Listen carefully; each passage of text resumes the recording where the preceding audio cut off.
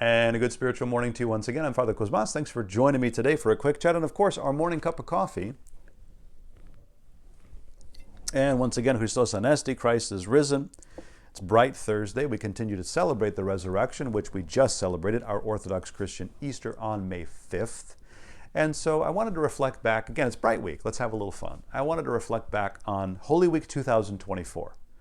Let's pretend we're in camp and do highs and lows, right? What was your high point? What was the best part of the week? What was the not so best part of the week? So, best parts of the week. Well, of course, the services, celebrating all the beautiful services that we do, and being able to see faces of people I don't get a chance to see every single Sunday. We get to see some faces of people and talk to people and visit with people that you don't always get to see. I would say that's the high point. Low point, I wish I could have seen more faces. I guess that's the nicest way of putting it. Where was everybody? We could have had a lot more people. And I know people said, oh, Father, attendance was good. And I'm kind of comparing it to how it was, in the church that I was serving before, 6 or 7 or 8 years ago, because they're about the same size church. And Palm Sunday, I remember having to make 600 crosses, 500 crosses, 600 crosses every week. And we had standing room only, people in the aisles setting up chairs. You probably can remember that in your parish, and maybe you had to do that this year. Palm Sunday, Good Friday night at the Epitafio, Anastasi, wall-to-wall people, not sardines, not any room anywhere. People crowded outside, falling out of the doors in the narthex. Was it like that for you this year? It wasn't for us. Resurrection service, there were seats available. It wasn't even standing room only. And so it's kind of like, well, wait a minute, what's going on? Where's everybody? And the idea that we should be practically thinking about, well, how do we solve this issue? It's a concern. So we shouldn't just close our eyes and say, no, everything's fine. It's don't worry about it. Let's just put your head down and keep doing everything the way that you're doing it, and it's fine. Yeah, you'll keep losing a few people here and there, but we'll be fine. It's probably not a good business plan, not a good solution for how you solve problems. So 2 things I thought of to think about to help with this. One, in-reach, right? Those people that used to come, they haven't fallen off the planet. They're still out there. They haven't all passed away. They haven't all moved out of the country. They're probably still in our neighborhoods. So why aren't they coming? That's a good question. Is anyone asking them? Maybe we need to be intentional about trying to bring them back. Does our parish have an in-reach committee? Have we got together a group of people that probably is familiar with the older families that maybe aren't coming anymore and can reach out to them and find out, well, why aren't you coming? What can we do to help?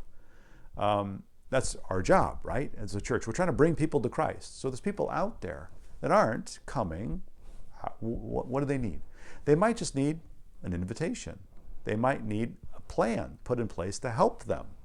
So are we being intentional and deliberate about trying to help? Or are we just ignoring them? And what's worse, getting mad at them, saying, I don't see so-and-so anymore. They don't come around anymore ever. Well, thank you for judging your neighbor. That's nice. It's not helpful. Why don't you go talk to them since you know them and you don't see them and find out, why aren't you coming? And come and talk to the priest and say, you know what, I talked to so-and-so and they said this. Maybe we can do something. Maybe we can help. So that's one thing, in reach, our own people.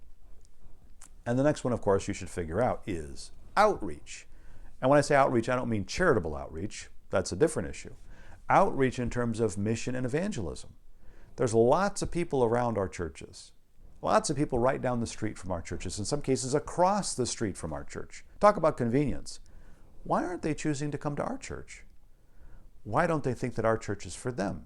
And what are we doing to be deliberate and intentional about spreading the good news of the resurrection? What are we doing to be intentional and deliberate about bringing people from around our church to Christ? Because that's our job, right?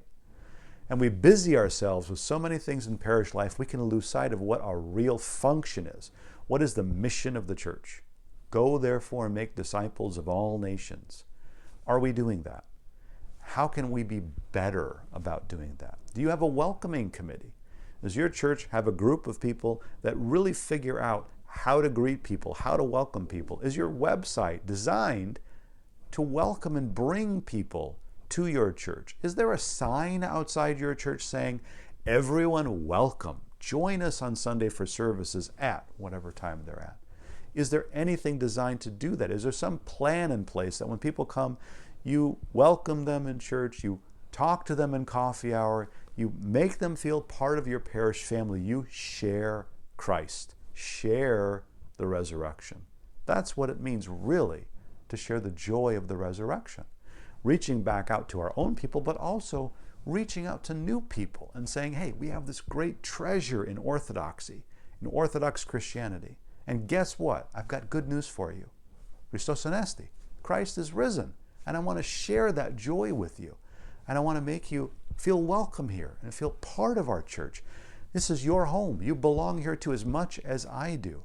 And if we can do that, maybe we'll get back to a point where our churches start growing a little bit. Maybe we'll start seeing some standing room only on certain nights. And we can grow and move forward and continue to celebrate the joy of resurrection generation after generation, and do that each and every day. Amen.